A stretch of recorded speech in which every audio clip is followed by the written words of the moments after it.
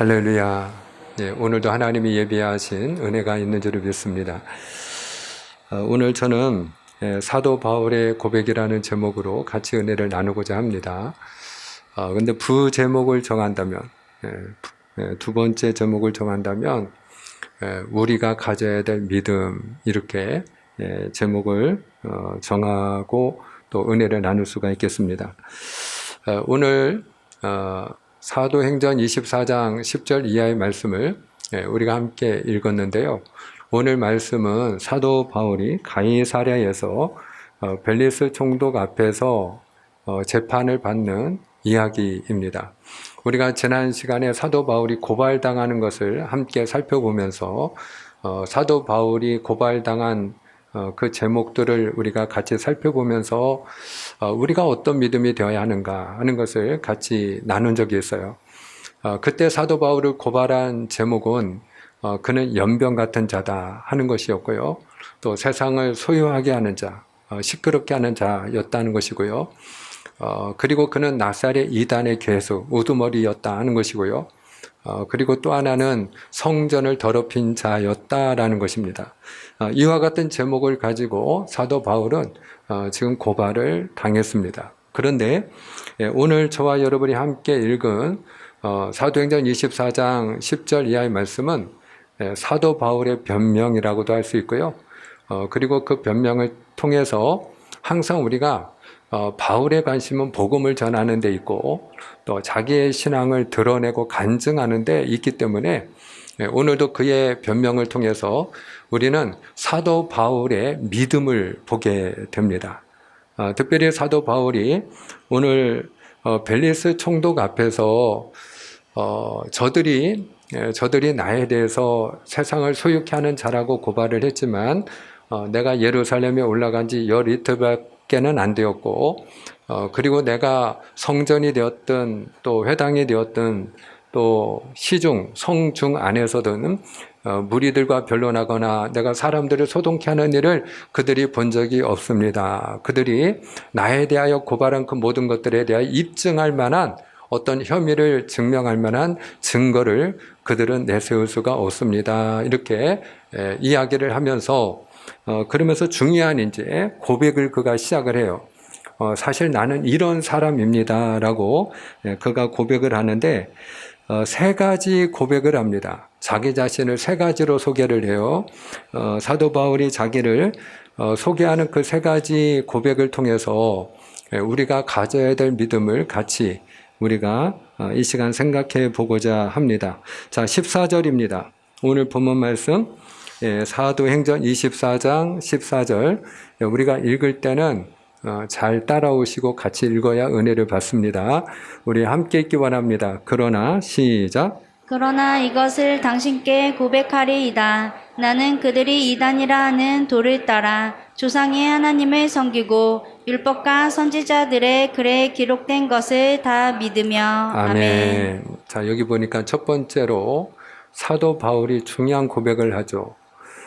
바울은 이것을 당신께 고백하리이다. 내가 이와 같은 사실을 당신에게 고백을 합니다. 나는 이런 사람입니다. 라고 얘기를 하는 거예요. 그러면서 첫 번째로 그가 고백하는 것이 무엇입니까? 그들은 누구일까요? 대제사장 아나니아와 장로들과 변호사 도들로가 고발한 것을 말하는 거죠. 자기를 대적하는 유대인들을 염두에 두고 하는 이야기입니다. 그들이 이단이라 하는 도를 따라 나는 하나님을 섬기는 사람입니다. 라고 지금 바울은 고백을 합니다. 자, 그러면 그들이 이단이라고 말하는 그는 누구일까요? 예수 그리스도이시죠. 그렇다면 예수님의 도를 따라 예수님의 가르침을 따라 나는 하나님을 섬기는 사람입니다. 라고 하는 얘기가 되겠죠. 이것을 좀 더 쉽게 이야기하면 나는 어떤 사람이냐? 나는 예수 중심으로 하나님을 섬기는 사람입니다. 라고 하는 것이에요. 한번 따라하겠습니다. 나는 예수 중심으로 하나님을 섬깁니다. 그렇습니다. 유대인들도 하나님을 섬기죠. 바울도 지금 하나님을 섬긴다고 이야기하고 있죠. 같은 하나님을 섬기는 것으로 우리가 보여집니다. 자, 그런데 중요한 차이점이 있고 다른 점이 있어요. 유대인들은 예수님을 인정하나요? 인정하지 않나요? 그들은 예수님을 인정하지 않아요. 그러면 그들은 어떻게 해야 구원을 받을 수 있다고 생각하고 있는 것인가요? 율법을 지켜야 구원을 받을 수 있다. 이것이 유대인들이 가지고 있는 생각이에요. 반면에 바울뿐만 아니라 바울이 믿는 예수 그리스도를 믿는 우리 그리스도인들, 우리 기독교인들이 가지고 있는 신앙은 무엇입니까? 우리는 근본적으로 율법을 지켜 구원받을 수 없는 부패한 인간이요 죄인이기 때문에 주 예수를 믿어야만 구원받는다고 하는 믿음입니다. 그러므로 오늘 똑같은 하나님을 섬기는 것 같지만 유대인들은 율법 중심으로 하나님을 섬기는 사람이라고 말을 할 수 있고요. 바울과 우리 그리스도인들은 저와 여러분은 예수 중심으로 하나님을 섬기는 사람이다. 이렇게 이야기할 수가 있습니다. 자, 그런데 우리가 똑같은 예수님을 믿는 것 같지만 우리 역시도 하나님을 섬기고 주 예수를 믿을 때 두 가지 영성이 있다 하는 것을 알 필요가 있어요. 하나는 율법 중심으로 유대인들이 하나님을 섬긴 것처럼 율법적인 영성을 가지고 주 예수를 믿는 사람이 있고요. 또 한 부류는 우리가 주 예수를 믿어 구원받았기 때문에 하나님의 은혜로 구원받았기 때문에 모든 것이 하나님의 은혜이기에 은혜의 영성을 가지고 주 예수를 믿고 하나님을 섬기는 사람이 있습니다. 한번 따라합니다. 율법적인 영성, 은혜의 영성. 우리가 주 예수를 믿을 때 어떤 분은 이와 같이 율법적인 영성을 가지고 믿는 사람이 있고요. 어떤 분의 경우는 은혜의 영성을 가지고 주 예수를 믿는 사람이 있어요. 자, 그러면 율법적인 영성은 어떤 사람일까? 자, 우리가 율법 중심으로 하나님을 섬기는 사람들이 유대인들이다라고 말씀을 드렸어요. 그 유대인들에 대하여 주님께서 경고하신 메시지가 있습니다. 자, 마태복음 6장 1절 이하의 말씀인데요. 시간 관계상 읽어야 될 말씀, 확인해야 될 말씀이 조금 많이 있기 때문에 우리 지혜정 집사님이 읽어주시겠습니다. 우리가 마태복음 6장 1절과 2절을 먼저 읽을 텐데요. 오늘 마태복음 6장 1절과 2절은 구제에 대하여 주님이 가르치는 말씀이에요. 자, 여러분이 눈으로 확인하시면 되겠습니다. 사람에게 보이려고 그들 앞에서 너희 의를 행하지 않도록 주의하라. 그리하지 아니하면 하늘에 계신 너희 아버지께 상을 받지 못하느니라. 그러므로 구제할 때 외식하는 자가 사람에게서 영광을 받으려고 회당과 거리에서 하는 것 같이 너희 앞에 나팔을 불지 말라. 진실로 너희에게 이르노니 그들은 자기 상을 이미 받았느니라. 아멘. 자, 두 번째로 예수님이 기도에 대하여 가르치는 말씀이에요. 공통점이 무엇인가를 찾아보세요. 자, 마태복음 6장 5절 말씀입니다. 또 너희는 기도할 때 외식하는 자와 같이 하지 말라. 그들은 사람에게 보이려고 회당과 큰 거리 어귀에 서서 기도하기를 좋아하느니라. 내가 진실로 너희에게 이르노니 그들은 자기 상을 이미 받았느니라. 아멘. 자, 세 번째로 주님께서 금식에 대하여 가르치는 말씀이에요. 이 세 교훈이 다 공통점이 있습니다. 그걸 찾으세요. 마태복음 6장 16절입니다. 금식할 때 너희는 외식하는 자들과 같이 슬픈 기색을 보이지 말라. 그들은 금식하는 것을 사람에게 보이려고 얼굴을 흉하게 하느니라. 내가 진실로 너희에게 이르노니 그들은 자기 상을 이미 받았느니라. 아멘. 자, 공통점을 찾으셨나요?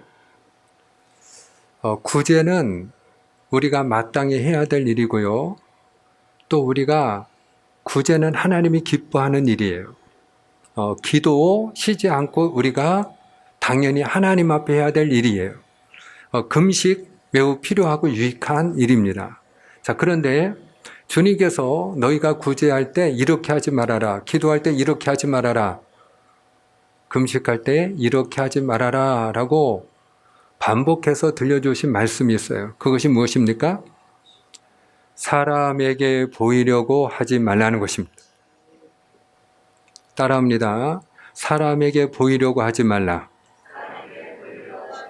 아멘입니까? 굳이 우리가 마땅히 해야 될 일이지만 사진 찍지 말라는 거예요. 구제할 때 일부러 구제 성금 크게 잘 보이게 큰 도화지에다가 액수 크게 써가지고 사람들 안 보일까봐 그렇게 전달하지 말라는 거예요. 장학금 전달할 때 사진 찍지 말라는 거예요. 선교할 때 사진 찍지 말라는 거예요.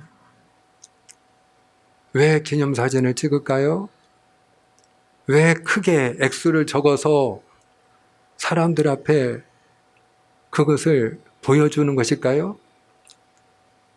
여러분, 우리가 마땅히 기도해야 되지만 사람에게 보이려고 기도하지 말라는 거예요. 금식하는 일 너무나도 유익한 일이지만 사람에게 보이려고 금식하지 말라는 것이에요. 여기서 우리가 율법적인 영성의 중요한 특징을 보게 되는데, 율법적인 영성을 가진 사람은 사람들이 나를 어떻게 보느냐가 중요합니다.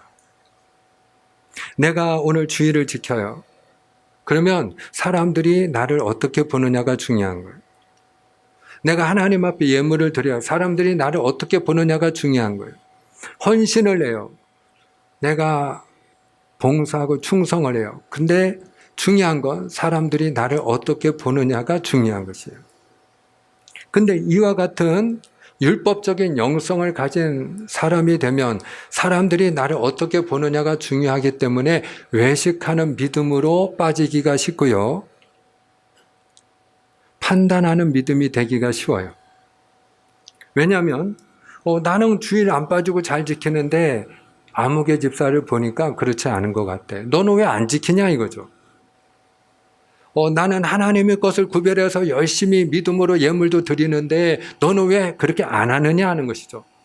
나는 새벽에도 기도하는데 너는 왜 새벽에 기도를 안 하냐 이거죠. 나는 금식한 적도 있는데 너는 안 하느냐 이거죠. 판단하는 것입니다. 나는 이렇게 하는데 너는 왜 이렇게 안 하느냐 하는 것입니다. 뿐만 아니라 하나님을 섬기는데 의무적으로 섬기기가 쉽습니다. 오늘 우리가 주의를 지켜요. 자, 그런데 주의를 지키는데 안식일을 기억하여 거룩히 지키라 하는 것이 하나님의 명령 아닙니까? 제4계명에 있잖아요. 그래서 하나님의 명령이기 때문에 의무감을 가지고 이 자리에 나온 분이 계셔요.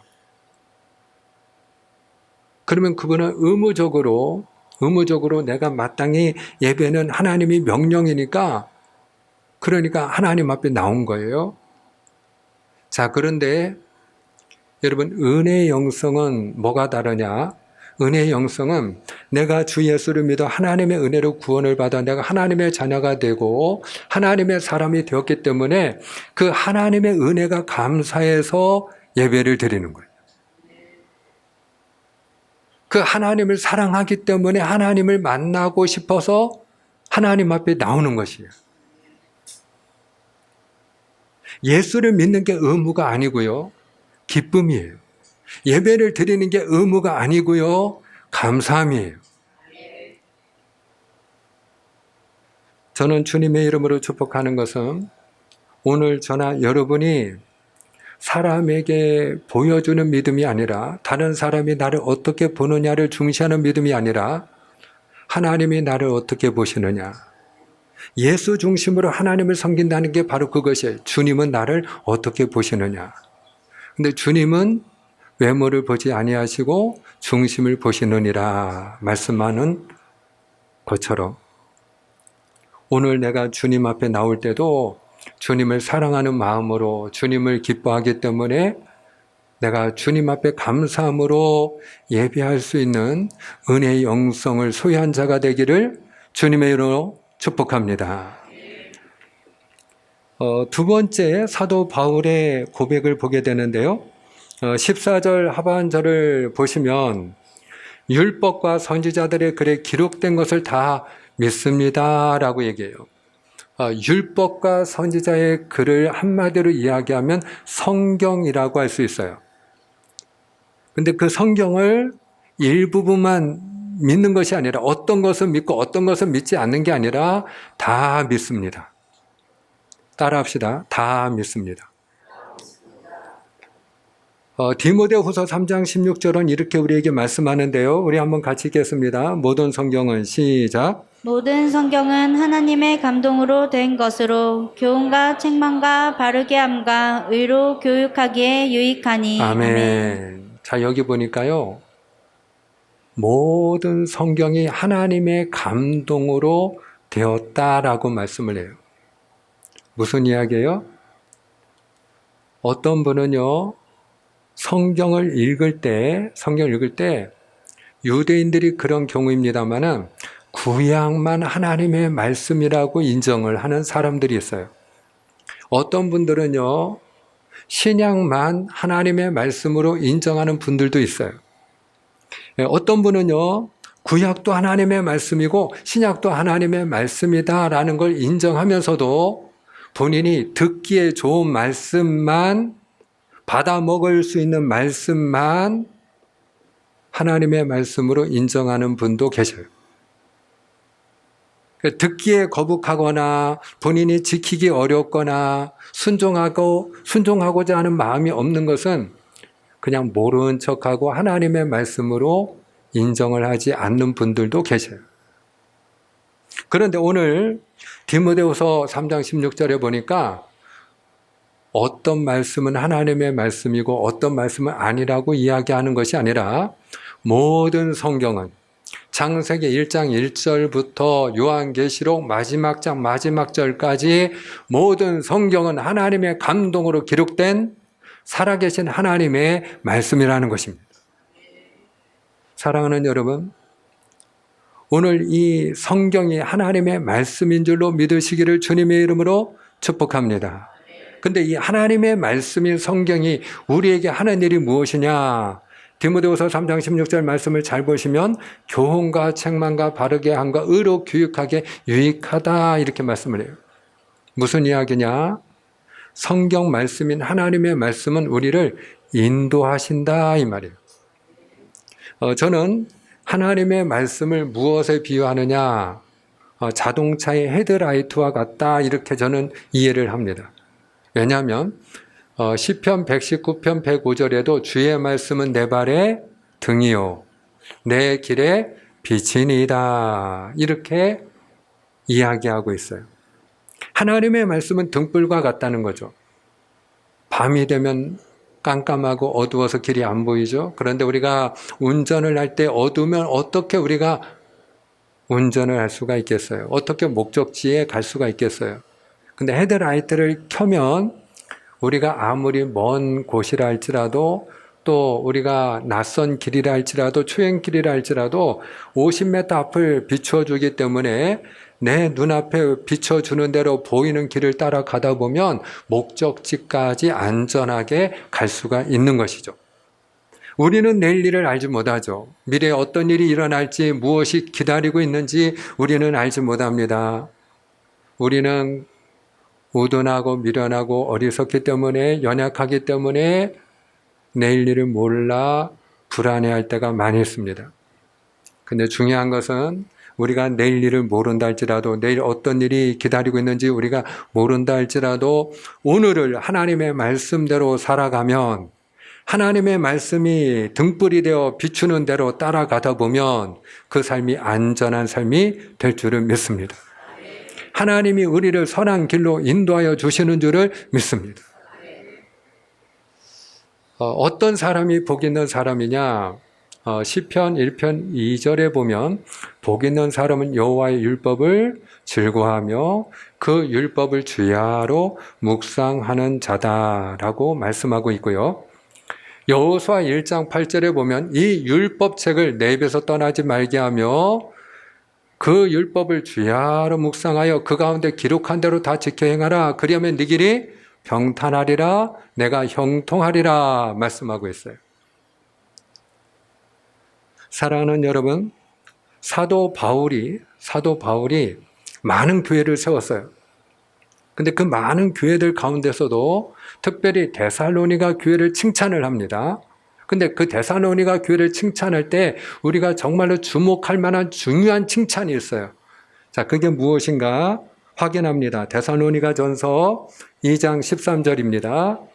데살로니가 전서 2장 13절 함께 했습니다. 시작. 이러므로 우리가 하나님께 끊임없이 감사함은 너희가 우리에게 들은 바 하나님의 말씀을 받을 때에 사람의 말로 받지 아니하고 하나님의 말씀으로 받음이니 진실로 그러하도다. 이 말씀이 또한 너희 믿는 자 가운데에서 역사하느니라. 아멘. 데살로니가 교회 성도들은 어떤 믿음이기 때문에 바울이 하나님 앞에 기도할 때마다 그들을 생각할 때마다 너무 감사하다라고 그가 고백을 합니까?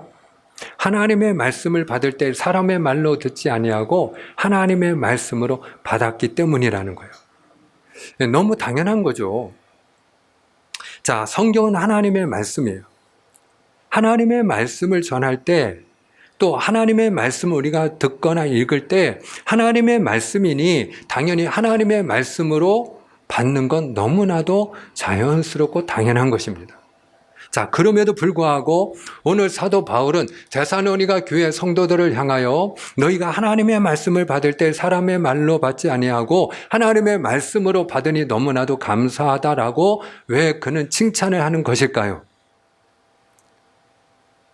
사람들이 하나님의 말씀을 하나님의 말씀으로 받지 않기 때문이죠. 하나님의 말씀을 하나님의 말씀으로 듣지 아니하는 사람이 훨씬 많기 때문이죠. 사랑하는 여러분, 묻습니다. 성경이 하나님의 말씀인 줄로 믿으십니까? 그렇다면 매일같이 성경 읽으시죠? 하나님의 말씀을 듣기를 즐거워하고 계시죠? 하나님의 말씀을 날마다 묵상하시죠? 그 말씀대로 지키며 살아가고 있죠? 사랑하는 여러분, 오늘 모든 성경이 하나님의 말씀인 줄을 믿습니다. 하나님의 말씀이기에 오늘 저는 주님의 이름으로 축복하는 것은 그 하나님의 말씀을 가까이 하여 읽는 자가 되기를 바라고 듣기를 즐거워하는 자가 되기를 바라고 무엇보다 하나님의 말씀을 즐거이 묵상하고 지키는 자가 될 수 있기를 주님의 이름으로 축복합니다. 요한계시록 1장 3절에 보니까 어떤 사람이 복이 있다고 말씀하느냐? 하나님의 말씀을 읽는 자와 듣는 자와 그 가운데 기록한 것을 지키는 자는 복이 있도다라고 말씀을 합니다. 그렇습니다. 오늘 저와 여러분이 하나님의 말씀을 읽는 자, 듣는 자, 묵상하는 자, 지키는 자, 복 있는 자가 되시기를 주님의 이름으로 축복합니다.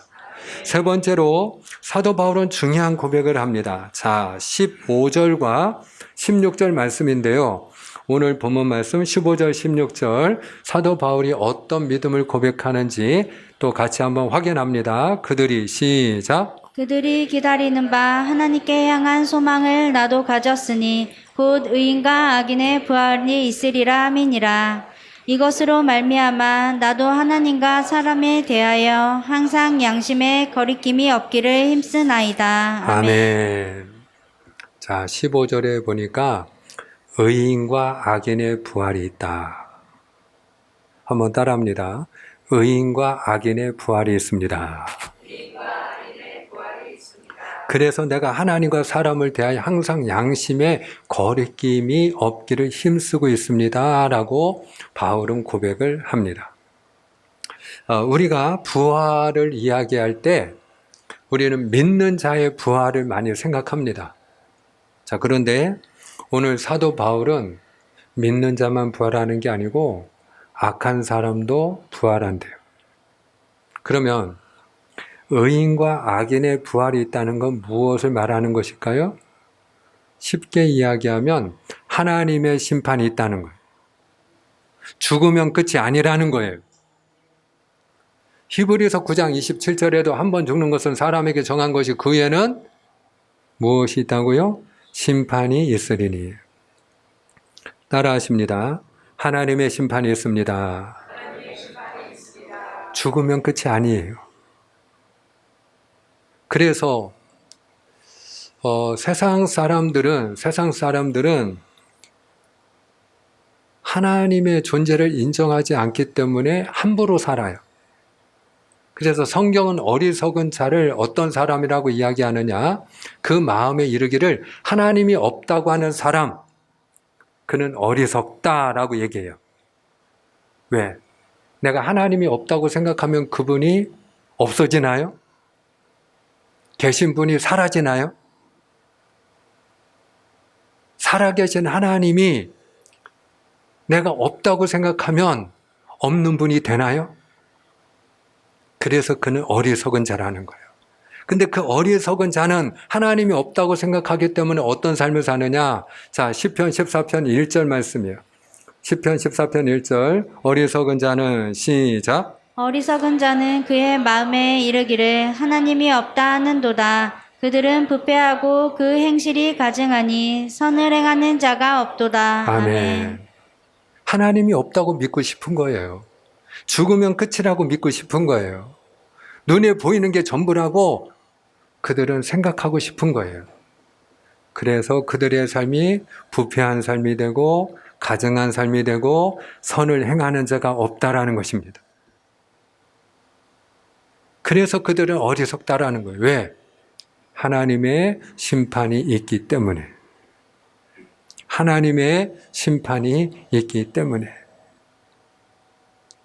그러므로 사랑하는 여러분, 우리가 언제 죄를 이길 수 있습니까? 언제 유혹을 이길 수 있습니까? 언제 우리의 선한 양심이 하나님을 향하여 사람들을 향하여 거리낌이 없는 삶을 살아갈 수가 있습니까? 하나님을 두려워하는 믿음을 가질 때예요. 한번 따라합니다. 하나님은 살아계십니다. 하나님의 심판이 있습니다. 그래서 사도 바울은 다른 곳에서 하나님의 심판이 있기 때문에 내가 죽으나 사나 주를 기쁘게 하는 자 되기를 원하노라고 고백을 해요. 자, 고린도 후서 5장 9절과 10절입니다. 고린도 후서 5장 9절 10절. 그런즉 시작. 그런즉 우리는 몸으로 있든지 떠나든지 주를 기쁘시게 하는 자가 되기를 힘쓰노라. 이는 우리가 다 반드시 그리스도의 심판대 앞에 나타나게 되어 각각 선악간에 그 몸으로 행한 것을 따라 받으려 함이라. 아멘. 마귀는 속이는 자입니다.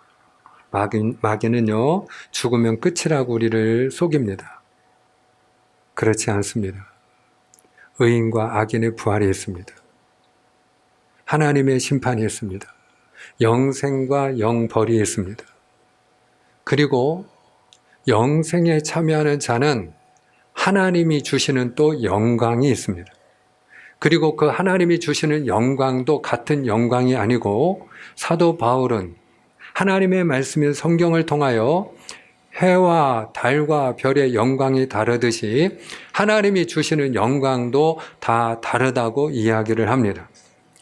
그래서 경고하며 흔들리지 말며 항상 주의 일에 더욱 힘쓰는 자들이 되라. 이는 너희 수고가 주 안에서 헛되지 않은 줄을 알미라고 우리에게 권면합니다.